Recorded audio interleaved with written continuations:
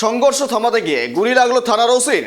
নেজাত থানার ওসি ভরত প্রসূন কর এর পায়ে গুলি লাগে, আহত হয়েছেন আরও এক কনস্টেবল। দু দলের মধ্যে সংঘর্ষ হচ্ছিল, খবর পেয়ে ঘটনাস্থলে যায় ওসি। তখনই একটি বাড়ির ভেতর থেকে দুষ্কৃতীদের ছোড়া গুলিতে আহত হন তিনি। কলকাতার একটি বেসরকারি নার্সিংহোমে আপাতত চিকিৎসাধীন রয়েছেন আক্রান্ত ওসি। রাজবাড়ী পুলিশ ফাঁড়ির ঘটনা, নেজাটের রাজবাড়ী এলাকার ঘটনায় ব্যাপক চাঞ্চল্য।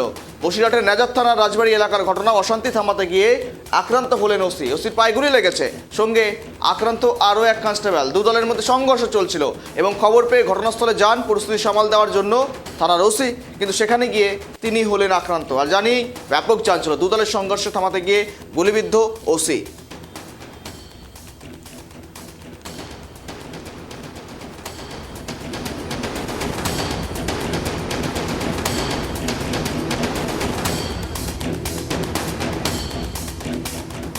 কথা বলবো, আমাদের সঙ্গে রয়েছেন আমাদের ফোন কলে প্রতিনিধি সিরাজুল। নেজাত থানার রাজবাড়ী থানা এলাকায় ব্যাপক চাঞ্চল্য, দুষ্কৃতীদের ছোড়া গুলিতে আহত ওসি সহ আরও এক কনস্টেবল। কার্যত ঘটনার সূত্রপাত কোথা থেকে? দেখো যেটা তোমাকে জেনে রাখবো, গতকালকে কিন্তু যে নেজাত থানার অন্তর্গত রাজবাড়ী, ওখানে কিন্তু একটি কালকে ভোট পরবর্তী হিংসা কিন্তু সেখানে হচ্ছিল। সেই খবর পাই কিন্তু নেজাত থানার পুলিশ পেয়ে কিন্তু সেখানে কিন্তু নেজাত থানার যে ভারপ্রাপ্ত পুলিশ ওসি ভরত প্রসূন কর, তিনি কিছু পুলিশ কর্মী নিয়ে সেখানে কিন্তু ঘটনাস্থলে যায়।